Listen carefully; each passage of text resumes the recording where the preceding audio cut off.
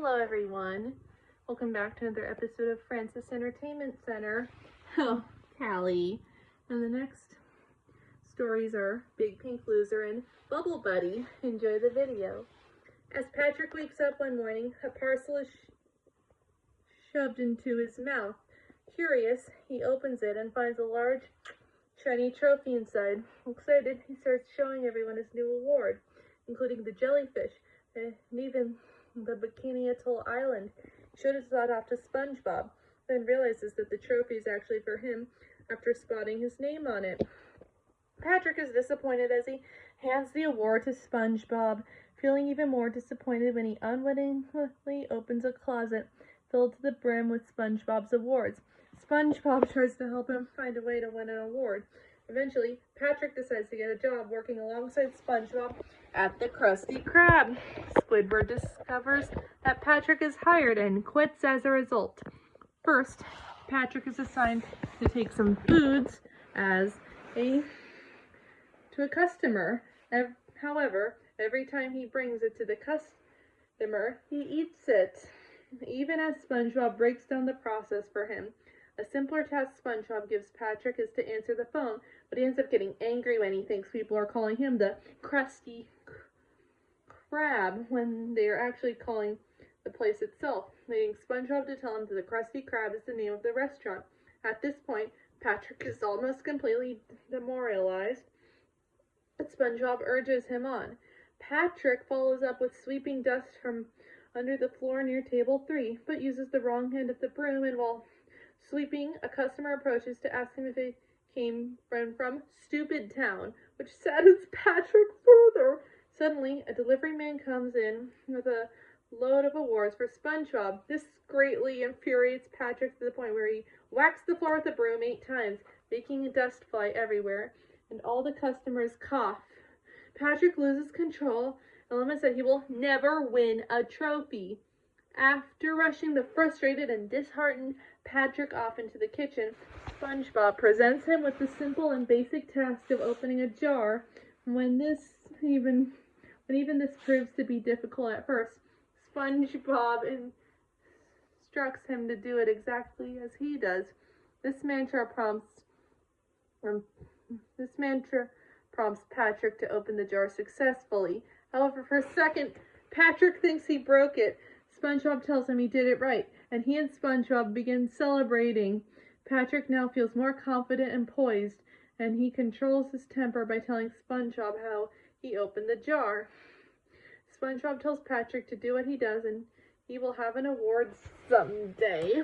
The next day, Patrick starts taking even more cues from SpongeBob. He ends up wearing the same outfit as him and copying every single one of SpongeBob's actions and mannerisms in the hope of achieving the same success as his friend, much to the surprise of the Bikini Bottom citizens, who think they are seeing double of SpongeBob. In annoyance towards Patrick's imitation, SpongeBob seemingly places his hand on a hot grill to prove Patrick was copying him. Patrick takes the bait, and once he cries out in pain, SpongeBob reveals that he was using a decoy hand. As he and Patrick run back to their neighborhood, Patrick's hat flies off, and Squidward picks it up while returning to work. SpongeBob tries multiple antics to convince Patrick to stop copying him, all of which are unsuccessful. SpongeBob even notices that Patrick has painted his rock to almost look exactly like SpongeBob's pineapple. SpongeBob resorts to dressing up as Patrick. It only makes Patrick more certain of the fact that his old self was nothing but a big pink loser. As it turns out, however, the next award to arrive, which Patrick eventually thinks is for SpongeBob again, is actually for a person who won it for doing absolutely nothing longer than anyone else. This award turns out to be for Patrick, and SpongeBob is proud of him. Overjoyed, Patrick decides to protect his new title by going back under his rock and falling fast asleep, returning to his old lazy self after he realizes that it was the reason why he got an award in the first place.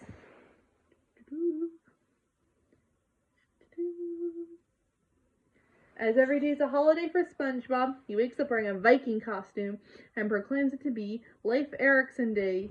He then goes outside to celebrate with his friends. but finds notes at the houses of Patrick, Sandy, and Squidward, notifying that they cannot or will not play with him due to different reasons. SpongeBob decides to literally make a new friend, and after several failed attempts with the stick, rock, and sink, he blows a bubble figure, whom he names Bubble Buddy. And to go to the Krusty Krab, where SpongeBob orders everything on the menu for Bubble Buddy. However, SpongeBob makes several specifications on Bubble Buddy's behalf that Squidward is forced to bend over backward to accommodate because if he doesn't, Mr. Krabs fill his life with misery and woe, even if he quits the job. After the meal, Bubble Buddy pays with bubble money, which quickly pops, fearing both Squidward and Mr. Krabs. SpongeBob and Bubble Buddy next go to the Goo Lagoon, where they continue to cause trouble with their manning antics, holding up the restroom, causing misunderstandings, and leaving one to face high tide. Eventually, the beachgoers become fed up and become to riot, even tipping over the lifeguard tower. Squidward steps in and blames SpongeBob and the bubble he has created, causing the mob to direct their efforts toward popping Bubble Buddy.